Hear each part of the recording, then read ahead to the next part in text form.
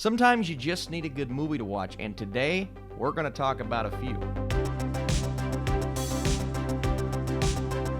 What is up, Netflix fans? Welcome back to my channel. So I haven't done one of these in a bit, but I've been doing this series called What to Watch on Netflix, giving you guys 5 movies or shows that I believe are fun watches, dramatic watches, intense watches, movies that are worth your time, especially in the midst of a pandemic. We're all bored, we're all trying to find things to do, and today I'm going to give you 5, most of them in very different genres, trying to keep this list a bit diverse. What movies would you all recommend that are on Netflix right now? How many of these have you seen? Are you 1 for 5, 5 for 5? If you're 5 for 5, that is extremely impressive. And if you like this series, if you'd like to see more from maybe different streaming platforms, be sure to smash that thumbs up button. But I want to get into this list because these are 5 films I believe you guys are going to enjoy. Also, I do want to note before we get into this, I am talking about movies on Netflix in the United States. So apologies if this does not pop up on your Netflix.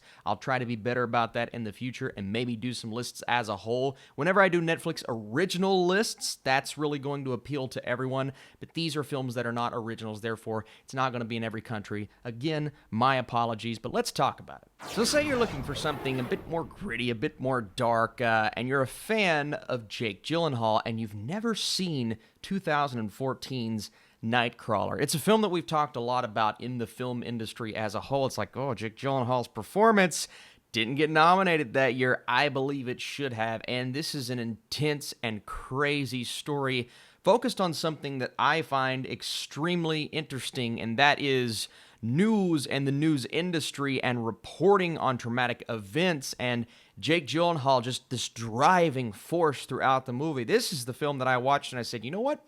Jake Gyllenhaal might not be a bad Joker. It's that kind of a psychological intensity that you find in this character. And just in case you're curious as to what it's about, if you haven't seen it, a young hustler finds success trolling the streets of Los Angeles to film disasters and death. But the darkness he captures starts to take hold of him. You will not see another movie like this. It was a hidden gem at the time, but I believe a lot of people have come around on it. If you haven't seen Nightcrawler, it's on Netflix right now. Whew, we need to take a breather after Nightcrawler. That was an intense watch. How about something a bit more wacky, comedic, and almost a classic, I believe, at this point. 1988, Leslie Nielsen. You guys know the name. He has popped up in countless comedies, but one of the OGs, in my opinion, is The Naked Gun. That's right, the first Naked Gun. What a funny and hilarious comedic spoof.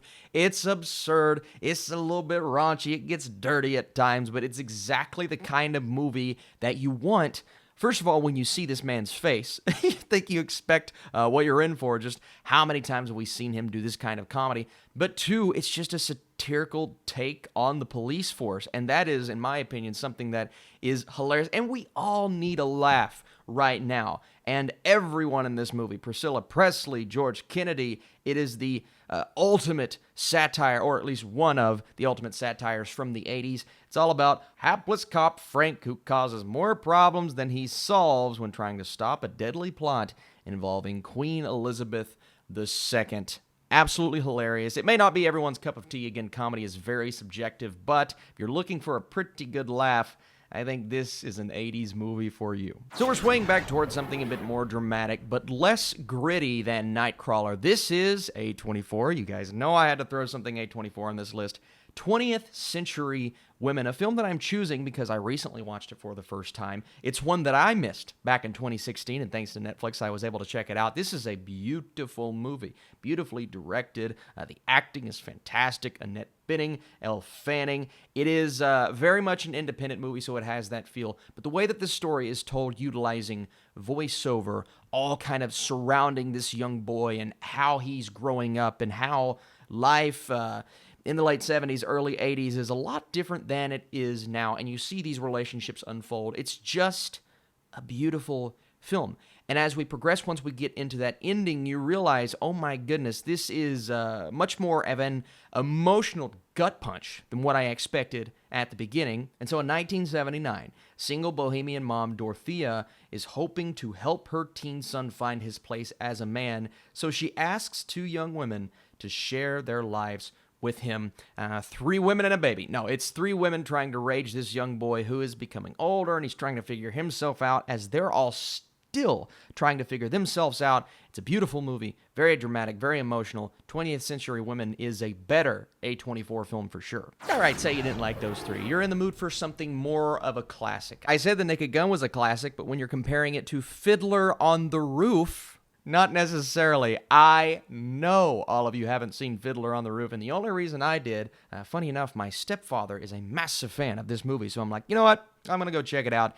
And sure enough, Fiddler on the Roof, 3-hour movie, a very different kind of musical. I believe one of the greatest of all time. It is a beautiful story. It is dramatic. It is emotional. It is very timely in nature, but it's also something that I think can appeal to today's generations, kind of a look back at this time period that is portrayed, and then at this time period of movie making in general, how films were adapted at this point. And it is a beautiful story to tell. It's the adaptation of the musical that chronicles the trials of a Jewish peasant, his wife, and their 3 strong-willed daughters in pre-revolutionary Russia.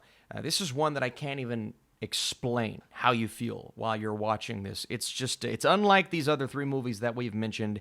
It is, I believe, definitively a classic film. If you guys want to check out just a not very well-known movie today, but if you look at some of the greatest, let's say, musicals of all time, you're going to find Fiddler on the Roof. My goodness, guys, this one's worth the watch. It's long, though, so bring popcorn. And finally, maybe I'm going a bit strong in the dramatic category for this list, but it's The Master. I mean, and the reason I'm putting this on the list is because, again, I recently watched it for, I believe, the 2nd or 3rd time, so it's fresh in my brain. I want to talk about Philip Seymour Hoffman's performance, but if you're a Paul Thomas Anderson fan, if you're a fan of this style of movie making, The Master is one that I will say is not going to hit everyone on the same level. I've seen some people watch this and say, well, it's just too much. It really focuses on Joaquin Phoenix's mentality, his mental state, how he's almost being controlled by those around him. A heavy drinking loner finds some semblance of a family when he stumbles onto the ship of Lancaster Dodd, the charismatic leader of a new religion. Wonder what that means, huh? Lancaster Dodd, by the way, again, Philip Seymour Hoffman, one of my favorite actors of all time, gone way too soon. The Master is, I believe, one of his best performances I've ever seen, unlike any other movie. You get a look at all of their mental states, and once they all finally snap, I mean, Joaquin's kind of snapping all throughout the movie, but once Philip Seymour Hoffman's character snaps, this calmness all throughout the film. And then once you get into that 3rd act, again, it's another 3rd act that hits you so hard. It's a gut punch. And not everyone's going to be a fan of the way this wraps up. Not everyone's going to be a fan of the character progression. But at 2 hours and 17 minutes, I think the pacing is almost perfect for this type of film. And I am a huge Paul Thomas Anderson fan. This is one of my favorite films of his.